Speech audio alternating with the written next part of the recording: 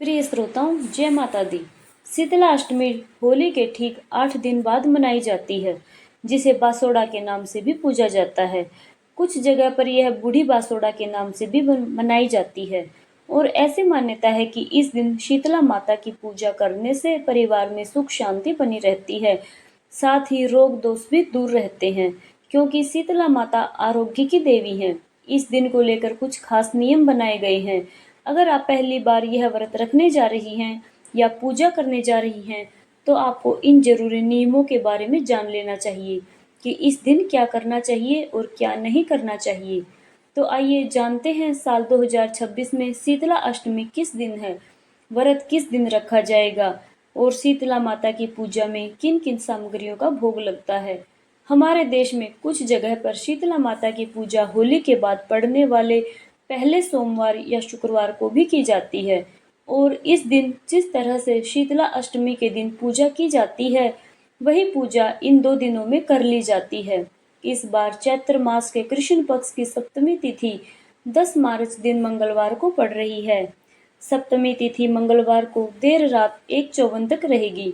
इसके बाद में अष्टमी तिथि प्रारंभ होगी, यानी कि अष्टमी तिथि 11 मार्च दिन बुधवार को 1:55 AM से जिस समय तिथि की शुरुआत होती है उस समय से शुरू होगी और 11 मार्च दिन बुधवार को पूरा दिन अष्टमी तिथि रहने वाली है और अष्टमी तिथि का समापन होगा 12 मार्च दिन गुरुवार को सुबह 4:19 पर। ऐसे में हिंदी पंचांग के अनुसार इस बार 11 मार्च दिन बुधवार को शीतला अष्टमी है। इसी दिन शीतला माता की पूजा करके भोग लगाया जाएगा और जो महिलाएं इस दिन व्रत रखना चाहती हों वे इस दिन व्रत भी रख सकती हैं। शीतला माता की पूजा में माता को भोग अर्पित करने के लिए सबसे शुभ मुहूर्त माना जाता है ब्रह्म मुहूर्त से लेकर सूर्योदय तक, यानी कि सूर्य देव की किरणों के निकलने से पहले आप शीतला माता की पूजा करके उन्हें भोग लगा सकते हैं। आइए जानते हैं शीतला अष्टमी के दिन ध्यान देने वाली कुछ आवश्यक बातें और जरूरी नियम। अष्टमी तिथि के दिन अर्पित किया जाने वाला भोग सप्तमी तिथि को स्नान आदि से निवृत्त होकर बनाया जाना चाहिए, जिसे आप सप्तमी तिथि के रात तक भी बना सकते हैं। भोजन शुद्ध सात्विक होना चाहिए और धार्मिक मान्यताओं के अनुसार अष्टमी तिथि के दिन सुबह जब तक शीतला माता की पूजा नहीं कर ली जाती या भोग अर्पित नहीं किया जाता, तब तक मुंह झूठा नहीं किया जाता। शीतला माता को नीम बहुत प्रिय है। इस दिन नहाने के पानी में नीम के पत्ते डालकर स्नान करना और पूजा में नीम की टहनी रखना या नीम के पेड़ की पूजा करना, नीम के पेड़ की जड़ में ठंडा जल अर्पित करना बहुत शुभ माना जाता है। इस दिन आप अपने घर के मुख्य द्वार पर आप नीम के पत्तों से बना हुआ तोरण भी बांध सकते हैं। ठंडा जल माँ को अर्पित किया जाता है।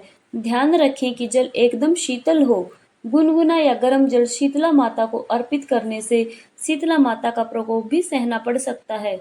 पूजा करने के बाद माता को अर्पित किए गए जल में से कुछ बूंदे घर के हर कोने में छिड़कें, यानी अगर आप आसपास के मंदिर में जाकर जल अर्पित कर रहे हैं तो उस जल के लोटे में कुछ जल अवश्य बचा कर लाएं, जिसे आप अपने परिवार के सदस्यों की आंखों पर भी लगाएं और खुद की आंखों पर भी लगाएं।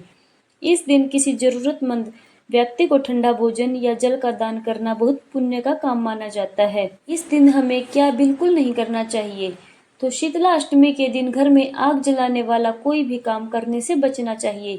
मान्यता है कि इस दिन घर में अग्नि प्रज्वलित करने से मां नाराज हो सकती हैं और गर्म भोजन बिल्कुल भी नहीं करना चाहिए। अष्टमी की पूजा जिनके घरों में होती है उनके यहाँ पर इस दिन ठंडा और बासी भोजन ही किया जाता है।